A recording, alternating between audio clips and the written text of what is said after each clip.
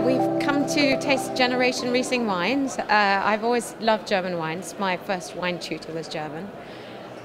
So for me, it's kind of almost coming back home, even though I'm not German.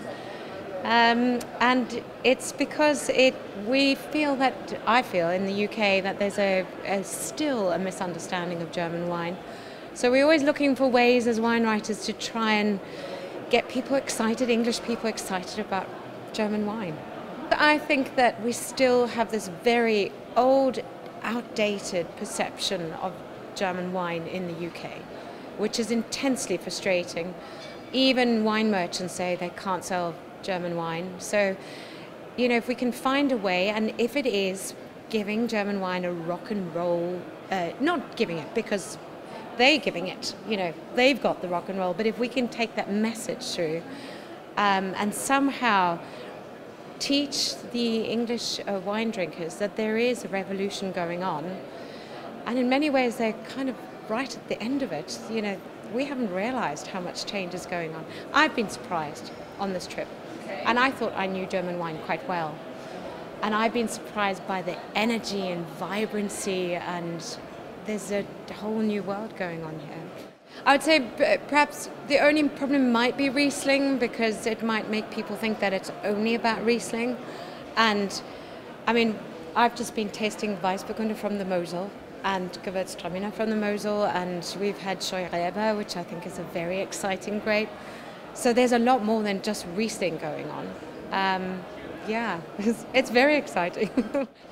They're the most confident in their wineries, and I think they talk the most. So you hear their stories and their ideologies and their vision and their hope, and you have more of a personal thing. You see them in their own setting, where they're wearing the cap on backwards, or you know, their hat or whatever.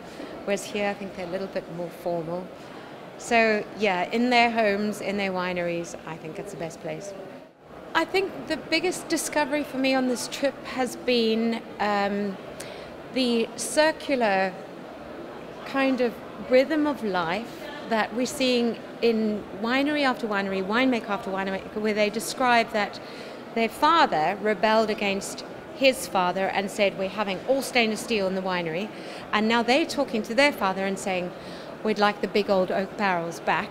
And we're seeing that with yeast, you know, whether they're using selected yeast and now they're going back to wild yeast, with the way that they were pruning, going back to organics and not using pesticides. So there's a real sense of going back in time, but with a modern viewpoint, a modern looking at it.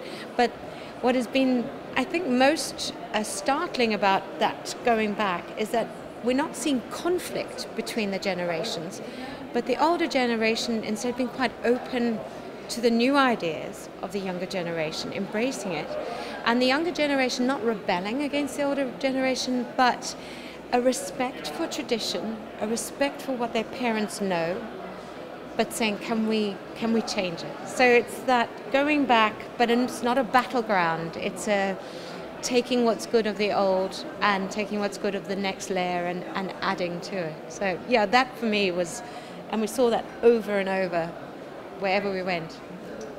The last wine I had in my glass was Tobias Ricks, his Scheurebe from the Nahe, and I didn't quite get to taste it properly because you called me up.